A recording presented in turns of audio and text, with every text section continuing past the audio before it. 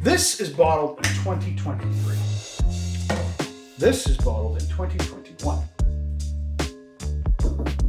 You got a distillery that was mothballed in 1996 until 2002. You doing the math? Man.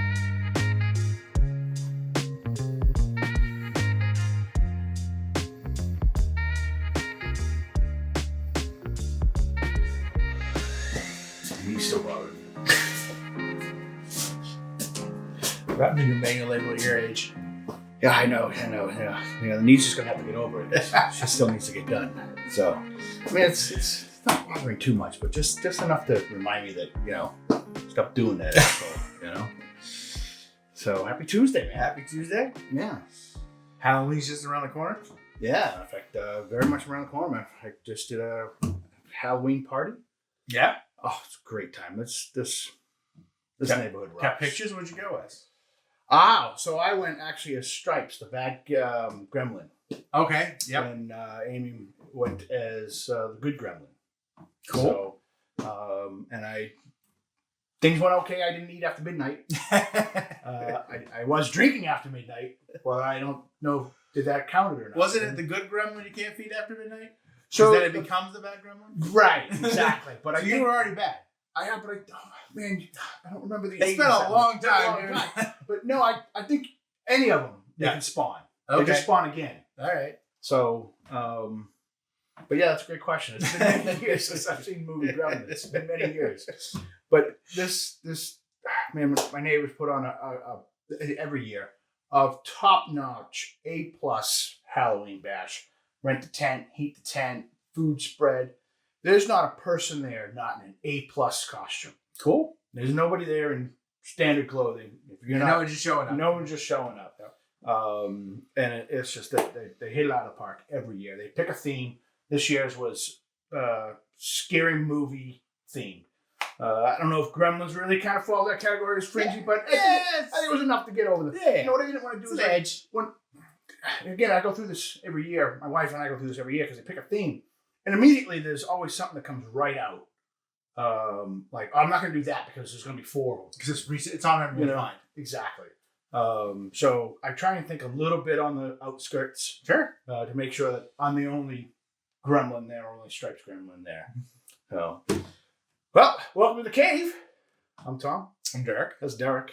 And we got some good stuff today. So you've been saying. Stuff.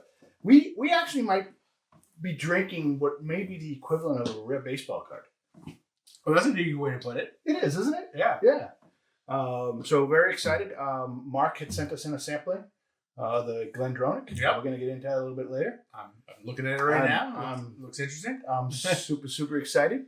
There's quite the backstory. It's a fancy container to send a sample in. He did, yeah. Mark, great job. It made it.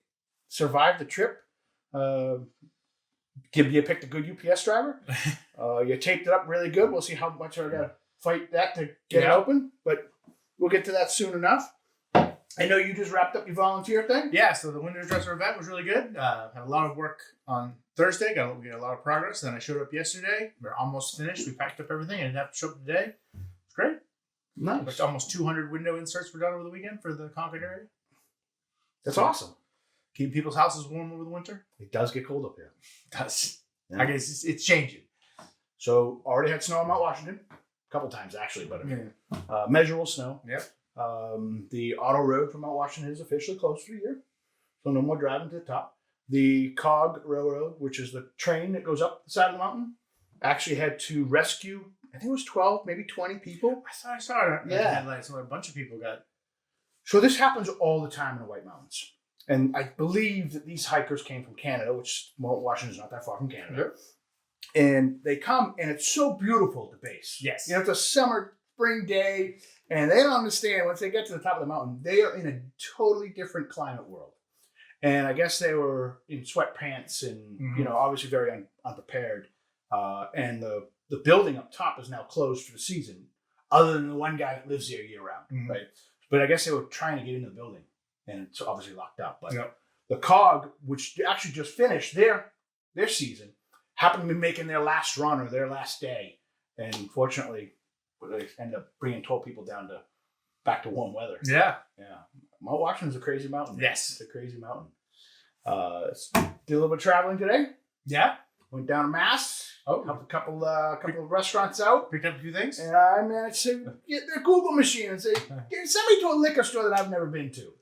It replied, I don't know where to send you, Tom. I don't know where you but I'll truth be told, there's a lot of liquor stores in Massachusetts I haven't been to. But I want to go to one that I feel like I'm going to walk into with somewhat of a decent selection. Mm-hmm. So I try and Google them a little bit deeper before I walk in. Sure.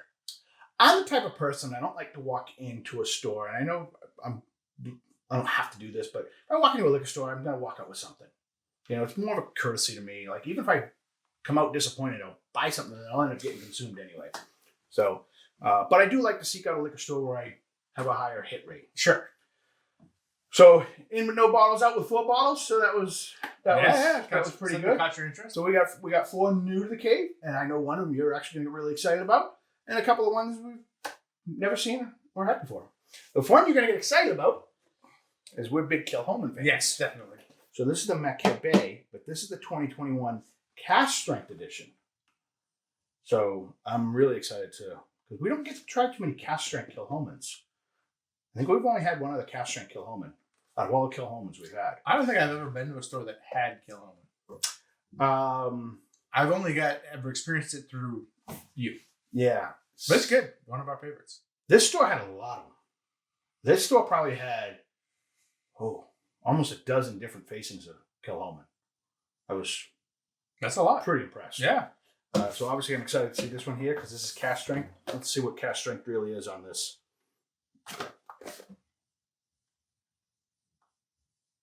So it's 58.3%. So not bad. Well, 110 there. That's good. I got this special release Glengoyne. This is a Highland Scotch. Mm-hmm. I learned something kind of cool about this distillery, Glengoyne. That's a Highland Scotch, but their warehouse is in the lowlands. So I thought that was kind of right on the edge. Right on the edge. So, well, I mean, the border you got to border somewhere, right? Yeah. I don't really know much about this bottle. This is their Legacy series. This is chapter 3 out of a 3-chapter series. Did you buy any of the other chapters? They didn't have them. I would have. You hadn't seen them before. Yeah, correct. So this is probably, we talked about this. Matter of fact, going back to the Glendronach bottles that we did, sometimes these distilleries just, need to move product or what have you. Mm-hmm. So hey, let's finish it in this, let's finish in this, let's make a story out of it, and let's get it released. It doesn't actually mean it's bad juice. We still like to try it. Yeah. But it is, it is a come and gone. So this is a dusty. Yep. So, but I would like to catch some dusties every now and then, Another one I've never seen. So, usually I've always This one's intriguing. Yeah, so I'm always said, I'm a sucker for a nice box. Yeah. Right? This one's actually a little backwards. I don't know how I feel about the packaging. No. Metal tin. It's a metal tin, but, it's unique. It was eye-catching, right?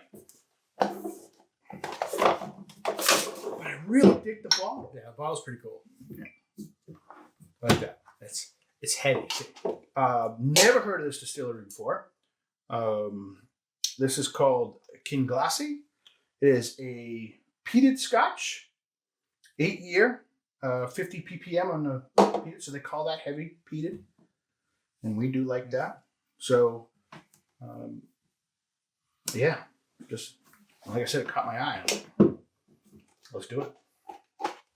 The next one, grab a glass. We're gonna try it.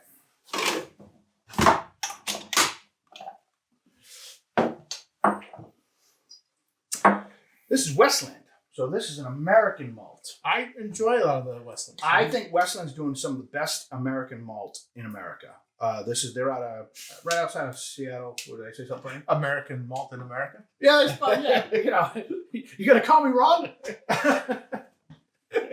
Asshole. Fuck you. So they're I think they're right outside of Seattle, but Washington State regardless. We have had some of their stuff. Yeah. They even make a peated. I don't believe this is peated at all. This is wrapped securely. I will say that. But this is another one of those fancy series, right? Yeah. This is their Cask Exploration Series, Westland Beer Cask Finish. So this was aged in not barrels that have wine or previous bourbon or anything like that. Beer. Well, this was an interesting, like we talked about this earlier. How much beer actually gets put in wooden barrels? That's got to be pretty rare. It's not that common. Yeah. But I got a cool fun fact. These whiskey barrels that are holding up the end of this table came from a place in Vermont that also aged the beer in wooden barrels. Yeah. So these barrels that I have here had beer in them. It took a long time to get that stench out. It smelled like beer for a while. Well, it didn't come with the bunghole covers, the plugs. Yeah. So, and I'm, got them back in the car, and it's almost a 3-hour drive from where I am to where they were. So I got them back in the SUV, and we strapped them up pretty good. They barely fit in there. And I'm driving home, like, man, these things stink. I get them down, I get them in here, and again, I didn't have the covers on them. We got it, though. They're good. We're good now. So, yeah, not a lot of beer aged in oak barrels, but there are some. So we'll do a little pour of this. I try not too late. Habitual risk, what can I say? It's light. So this is batch 1, only a 700 milliliter bottle. Like, we're in America. What are we doing here?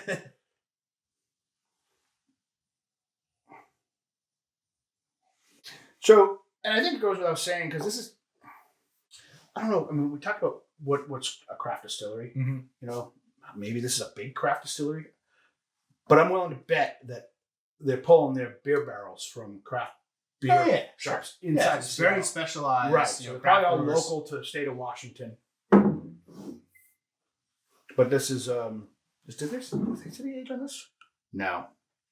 Not age stated. Oh, beer. See, I don't really get any beer. Really? No. Yeah, you're definitely getting the malt, but I suppose it's, barley on barley crime. But I absolutely get it. I'm not getting beer. What are you getting? Just like a light barley light whiskey, I'm a little floral. No, I'm getting the faint scent of, although it's not as faint when you're there, when you go to a beer hall where they're actually distilling or producing beer on the spot, and you walk in there and it's very distinct.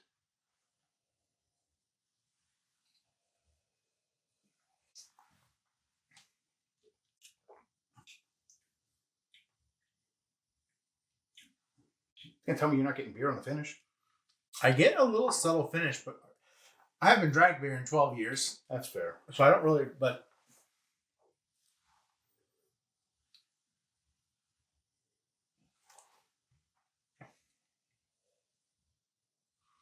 as far as how I remember beer tasting, no, I'm not really getting a lot of beer flavor. A little on the finish, maybe. Yeah, I totally am. More so on the finish than I got on the nose. Now, it's not carbonated, so I'm not getting carbonated beer, but I'm definitely getting beer out of this. Hints and notes of beer. I like it. It's unique. I like it. It's good. Yeah. It's light, smooth. Yeah. It's a good addition to the cave. Yeah, I like it. Yeah, I was happy with that. Good purchase, Tom. So cheers on that. And, that's not what we're here. All right, we'll set this aside. I get the Let's see how this. Go ahead. Well, this last sip, I got a little bit more of the, I think, what I would consider beer flavor. I guess my question is like, I'm really digging this. Would I dig the second or third glass? Oh, I think I would. I'm not so sure I would, but I'm not a beer guy. I think the flavors are subtle enough that I don't think they would compound. Okay. Interesting. Well, we'll find out someday. Like the glass we had last week. Oh yeah, the hazmat stuff. Yeah, that was really good. You gotta go back to last week's video. That was Ancient Wisdom. Ancient Wisdom. 145.8, I think it was. 140-ish. I mean, it's hazmat, right? Yeah. And amazingly, we didn't really talk about its proof. No, you would have known it first, but it burned out my taste buds for the Correct. rest of the evening. Correct. Anything you drank after that, it was hard to pull anything out of because that bottle silently and slowly like just took your taste buds away. Yep. But we're gonna put everything in your taste buds today because this is cool. So this is based off of this. So Mark saw this up here, and I might have been in a different position at the time. This is the 21-year Glendronach. They call this the Parliament Edition, and Parliament because well, you were telling me this actually. The rooks. So yeah, like you have a murder of crows. I believe you have a parliament of rooks. So we have a flock of them. So they have a flock of rooks around their distillery. So that's why they call it Parliament, is for the flock of rooks guarding the distillery all the time. So I don't know. I thought that was kind of cool. The distillery started in 1827. Has changed hands more times than I can count. It has been owned by a whole bunch of people, including the son of William Grant, which is the founder of Glenfiddich. Mm-hmm. Again, malt have changed many hands many times, but in 1996, it went dormant and they mothballed the distillery. And that's what makes this pretty cool. Pre-mothballed. Okay. So, this is bottled in 2023. This is bottled in 2021. You got a distillery that was mothballed in 1996 until 2002. You're doing the math? Man. So let's talk about first off, just to clarify, if it's a 21-year-old stated, everything in here has to be at least 21 years old. Yep.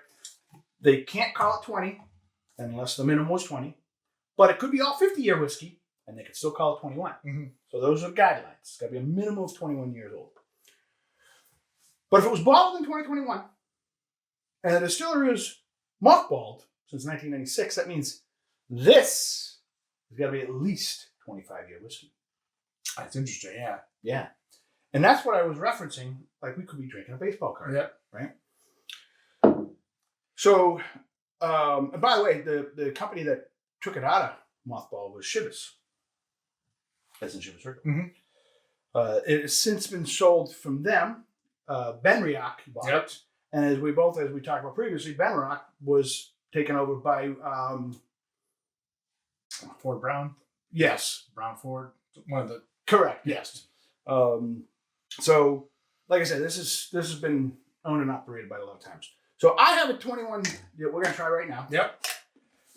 And yes, I've opened it. I got a little bit out of there. And yes, I really did like it when I had it.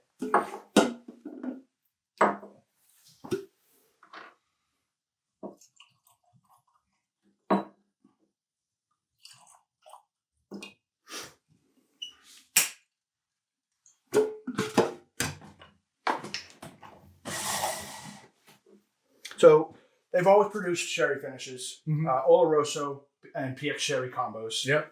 Smells it.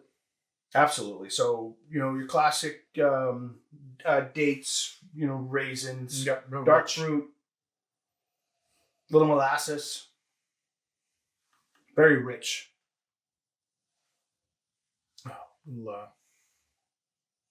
Little apricot.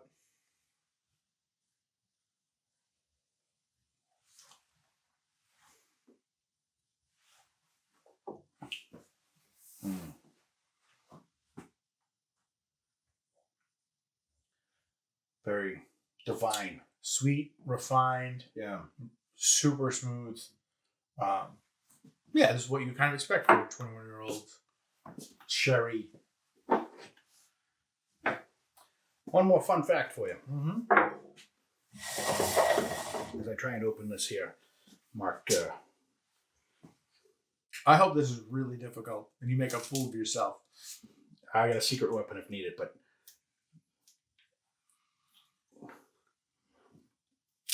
I found it. We're gonna be good. We're gonna make it, Mark. We're gonna make it.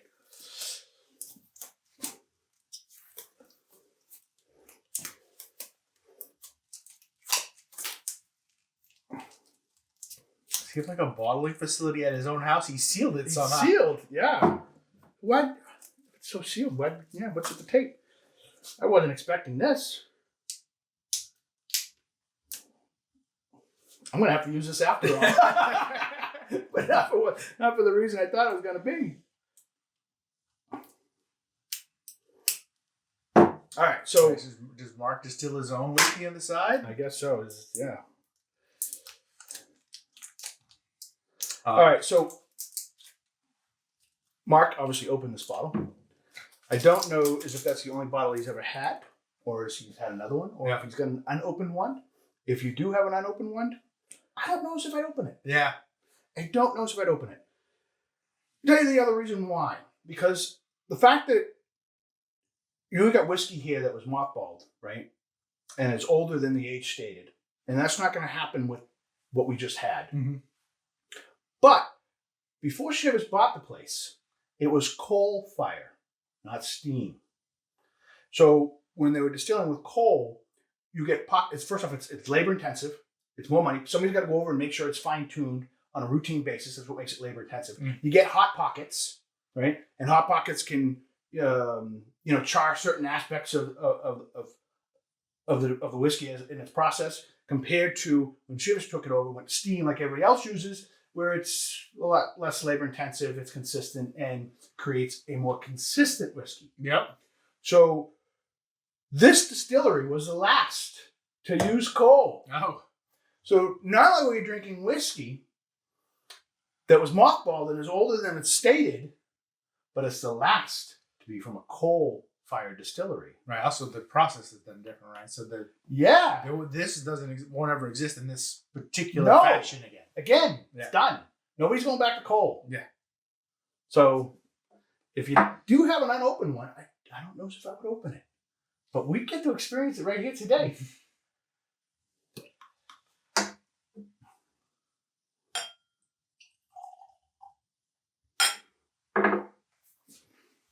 And it's definitely darker.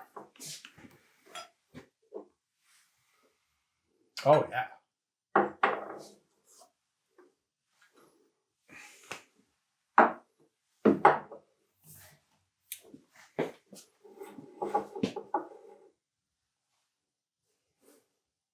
So you made a comment before we get into this. Last video, we teased this a little bit on how older whiskey isn't always better for you. Yes, because it's too refined. They take too much character out of them. Yeah, so I mean, it's always usually smoother. But the flavors are sometimes muted. Yes, so the whole collection might be really good, but you don't get the highs from a flavor profile standpoint. It's too rounded off. Yeah, and I know we've experienced that with a lot of plus 20-year-old whiskeys. And I appreciate them. I'm not saying I don't appreciate them. I'm like, from a tasting standpoint, there's less to talk about sometimes. So I guess my question now is, now that we know that this was made with an inconsistent heat method, how does that change things? Hard to say, because I don't know the process well enough. Effectively, right? You're creating heat to evaporate the water, to get the alcohol out. If that evaporates at an inconsistent rate, does that really change on the end distillate? I'm not certain. I don't know enough about that process. Well, imagine let's talk in terms of pizza oven, right? On a conveyor, when they make, Domino's, right? That's why they have the conveyor, because it makes a very consistent pizza. When you go to a traditional old either coal-fired pizza, right? Well, you got to spin it, you got to rotate it, right? Otherwise, you're going to have hot pockets, and this side of the pizza is a little toasty, and this one's still a little doughy. So I guess that's how I perceive this to be. But in this process, effectively, you got to take the liquid and you got to make it vapor. Mm-hmm. And if the heat's hotter, it gets to become vapor faster. If it's cooler, it becomes vapor slower. I don't know if that changes the end result or not. Because let's see if we like to choose.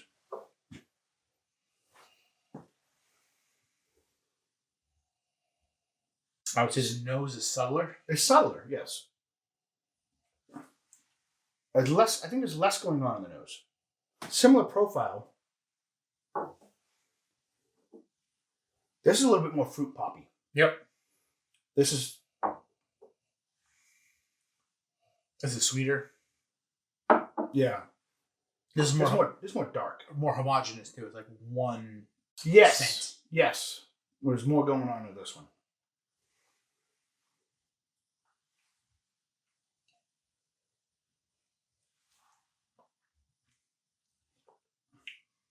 Ooh. Ah, things took a turn here. I think it's more vibrant on the finish. I'm getting a lot of way out of here, but I'm actually now getting more of that leather mahogany feel. Mm.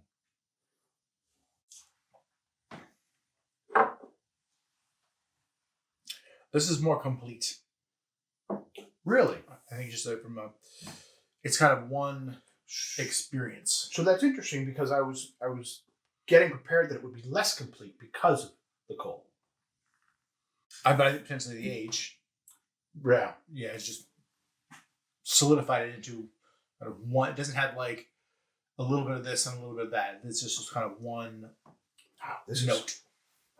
This is we said this was rich. Mm-hmm. This is richer. It's richer. Without question. This is richer. Yeah, so like this has some sharpness to it. Just little different spikes across the tongue. You don't get that with this. At least for me. You get like basically kind of almost like one note.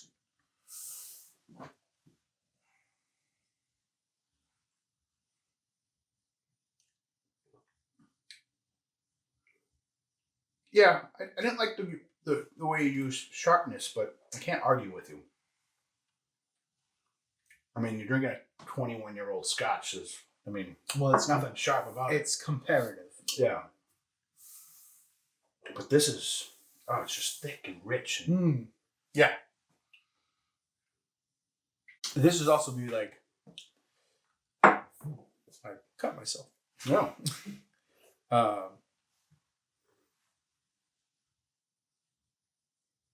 You could drink a lot of this very quickly.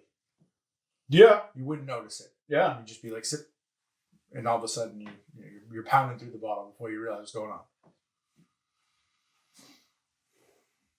And in comparison, I think that, the 2021 version has just a ton more refinement.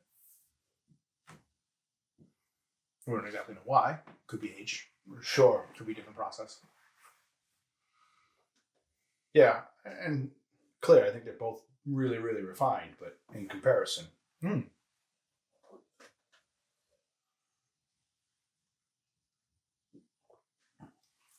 It's so good. Something just darker and deeper about it. Yeah.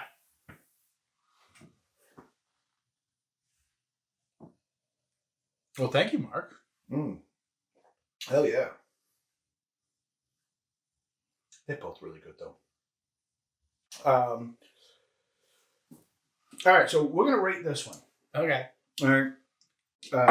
Because not that you can, well, you maybe will still find one from 2023, but every other batch is post mothball era. So we'll rate that in terms of that. And knowing that whatever we rate it, just know that we like Mark's stuff better. So, by the way, I don't know, did I tell you the price? We talked about it ahead of time, but so currently in New Hampshire, and New Hampshire's pretty much MSRP, $345. So that's on par with the Belvini 21 Forward. Yes, correct. So Belvini 21. I think it's like $345 now. I think it's like $380 now. Yeah, still cheaper than an 18-year Macallan, but still getting out of hand. But this is the core line. Yep. The core line is the 12, the 15, the 18, and the 21. They also make the portwood we've talked about, and we really love the portwood. They do make a cask strength. I have that sitting up here as well. Maybe we'll crack the 18 a little later and have a comp right here. And I have mentioned this before. I do not like the 12-year Glendronach. Yeah, it's something a little. It's something a little off about it. Everything else they do, I really appreciate and I really like it. I would buy this bottle again, even at the $345, $350. Yep. So, I mean, obviously it's a special occasion bottle. but I would pony up for this bottle. Mm-hmm. Again, I do like it that much. So to me, this is an A+ bottle across the board. Yeah, I mean, if you like that, kind of sherry, fruity Highland, Speyside, nice and refined, that's the perfect bottle. Absolutely. Yeah. But I like this actually probably better than the Balvenie 21 because I think it's got more character. There's more leaving you on the tongue. The Balvenie 21, I thought it took all that Balvenie flavor a little out of it. Like it was really good, but it was like it dissipated too quickly. So I haven't had the 21 in a while. It used to be a high mark for me, but I haven't had it recently enough to compare it to this. But this feels a lot like that. At least my memory of that. Yeah. But I've liked some of the other Balvenies better than the 21. Well, it was kind of my point. Because we've had lately. They just have more character. They stick around a little bit longer. And I think for a 21-year-old that this doesn't dissipate too quickly. And that's why I'm giving this an A+ bottle. And I would absolutely solid A. Definitely solid A. Yeah. Yeah, this is a wedding, totally. A big birthday event kind of bottle. Or go find a lot of friends with, $30 in their pocket. Yeah, sure. Everyone wants to throw in, everybody $40. Everybody gets a sip. Yeah. We can do that too. That's the best way to get into some of these big bottles. Yeah. I'll tell you, this comparison didn't exactly. I didn't really know how it was going to go. I thought it was going to go the way initially, kind of the way it did. I thought the 21-year batch I was going to have higher expectations for. But the more I got to reading about it and how the process was different, now I was like, well, maybe not. But I think that the mystery bottle version is a step up. It is. It's definitely a step 100% a step up. But I just thought it was cool the more I got into it and learning how the distillery closed and where it was a different heating process. Mm-hmm. We got to try it. No, it's cool. I appreciate it. Yeah, that was good. And a good story. It was a great story. Yeah. The more I'm reading about this, I was like, I can't wait for this. I was getting all psyched and stoked. Appreciate it, Mark. Very much so. We'll cheers to him. If anybody else wants to give us a nice little sample, I don't. Good luck topping Mark here, especially with the bottling and packaging. That's impressive. It really was impressive. You're going to have to tell me about that, Mark. We'll talk. But yeah, anybody else wants to give us a Justin, give us a try? We got to figure out what we want to do next week. Yes, what we do next week. We're going to do one of the new ones, I think. Cool. Yeah. We need to open up that... The King Glassy? Yeah. King Glassy. I think so. If somebody's got an opinion on what they want us to try, give us a shout, and maybe you can outnumber and outvote us. Well, there's always another day. There's always another day. Exactly. We are always looking for an excuse to try a new whiskey. I'm Tom. I'm Derek. That's Derek. Appreciate you coming to the cave. Mark, again, thank you. And we'll see you next time. Bye. I'm going to take both of these. Yeah, they're really pushing the fight. Fife grown, fife distilled, fife matured. Non-chill filtered. Oh, that's the other thing. Is they only 1 week a year, the middle of winter, they make this. That's it. That's it. It's not a lot of production. Not a lot of production at all. Literally 1 week a year in December.